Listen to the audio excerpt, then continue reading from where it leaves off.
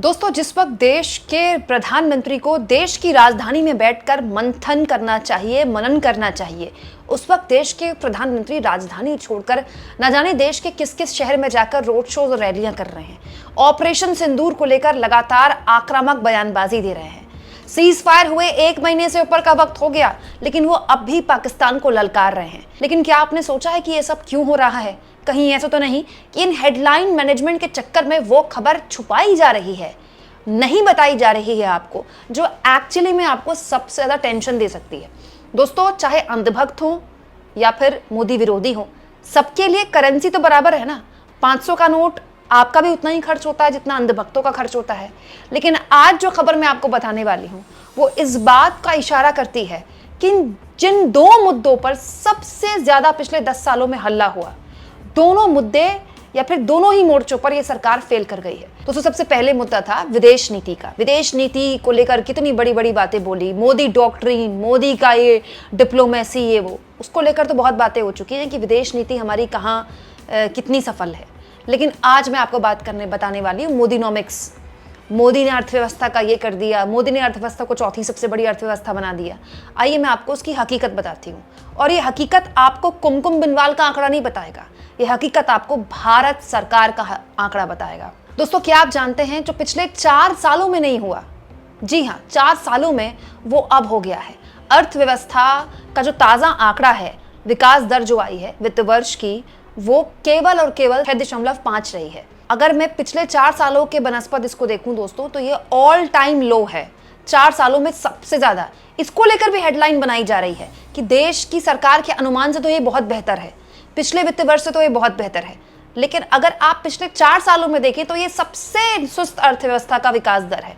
हालत ये है दोस्तों कि कोविड के बाद इतनी सुस्त अर्थव्यवस्था कभी भी नहीं दिखी।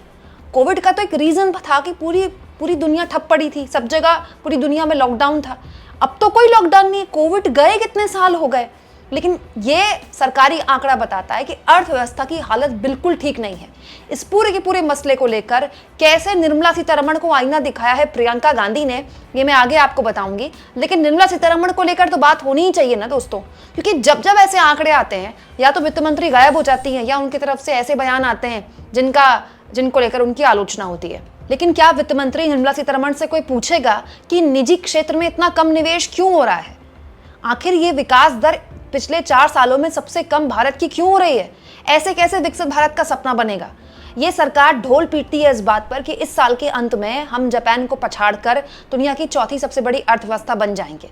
लेकिन उस आंकड़े भर का हम क्या करेंगे जब हमारे खुद के सरकारी आंकड़े बताते हैं कि पिछले 4 सालों में हमारी विकास दर सबसे निचले स्तर पर पहुंच गई है? क्यों? और सबसे बड़ी बात है, क्यों हो रहा है? वित्त मंत्री निर्मला सीतारमण बताएं।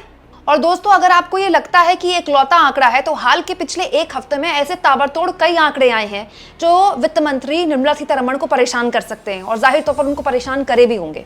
दोस्तों, इंडिया की जो नेट फॉरेन डायरेक्ट इन्वेस्टमेंट है, FDI, क्या आप जानते हैं कि उसमें कितनी कमी देखने को मिली है? ये भी सरकारी आंकड़ा मैं आपको बता रही हूँ, 96.5%, ह्यूज। और ये आंकड़ा भी RBI द्वारा जारी किया गया है। दोस्तों, पिछले साल ये था $10 बिलियन, $10 बिलियन, और इस फिस्कल ईयर में 2025 के फिस्कल ईयर में ये पहुंच गया है $353 मिलियन। बिलियन से मिलियन में पहुंच गए हैं, उल्टा चल रहा है मामला। दोस्तों, इसके अलावा इसी हफ्ते एक और बहुत ही चौंकाने वाला और आंकड़ा आया, और ये आंकड़ा तो सबसे ज्यादा डरावना है, क्योंकि ये बताता है कि देश में पूरा का पूरा जो मैन्युफैक्चरिंग का पहिया है वो कैसा चल रहा है। दोस्तों, इंडस्ट्रियल आउटपुट जो है भारत की, वो और कम हो गई है, 2.7 हो गई है। अप्रैल का ये आंकड़ा बता रही हूं मैं आपको। मार्च में ये 3.9 थी। मार्च में भी जब आंकड़ा आया था 3.9, तो बहुत कम था और ये बहुत चिंता का सबब बताया जा रहा था कि ये बहुत कम है, और वो और कम हो गई है। मतलब मैन्युफैक्चरिंग किसी भी चीज की देश में जो हो रही है उसकी क्षमता कम हो गई है। दोस्तों, इसलिए नहीं कि फैक्ट्रियां खराब पड़ी हैं, इसीलिए क्योंकि मार्केट में डिमांड नहीं है। और मार्केट में डिमांड क्यों नहीं है? क्योंकि लोगों के हाथ में पैसा नहीं है। लोगों के हाथ में पैसा क्यों नहीं है? क्योंकि उनको नौकरियां नहीं मिल रही हैं, और अगर है भी उनके पास नौकरी तो उसमें उनके पैसे नहीं बढ़ रहे हैं, या फिर नौकरियों में अनिश्चितता है। अब सोचिए दोस्तों, ये सारे आंकड़े जो मैं आपके सामने रख रही हूँ, ये अब भी हाल के दिनों के आंकड़े हैं। लेकिन सोचिए, ढोल किसका बजाया जा रहा है? ढोल बजाया जा रहा है कि हम चौथी सबसे बड़ी इकोनॉमी बन गए, ढोल बजाया जा रहा है कि देखिए हमने पाकिस्तान को मुंहतोड़ जवाब दे दिया। ठीक है, हमने पाकिस्तान को मुंहतोड़ जवाब दे दिया, लेकिन सीज फायर हुए महीने से ऊपर का वक्त हो गया ना। अब इसको लेकर भी मैं 4 सवाल उठा दूं तो भाजपा वाले जवाब नहीं दे पाते हैं। लेकिन अब आप आ जाइए ना राजधानी में वापस, मंथन कीजिए ना बैठकर, क्योंकि आपको इस देश की जनता ने इस देश के लिए चुना है। दोस्तों, देश के अलग अलग राज्यों में जाकर पाकिस्तान के लोगों को संदेश दे रहे हैं प्रधानमंत्री, ठीक कर रहे हैं, लेकिन वो संदेश उनको मिल चुका है। अब आपकी जनता को भी आपको संदेश देना है। और सबसे बड़ी बात दोस्तों, वित्त मंत्री के तौर पर निर्मला सीतारमण कितनी नाकाम वित्त मंत्री हैं, कितना बड़ा फेलियर है उनका।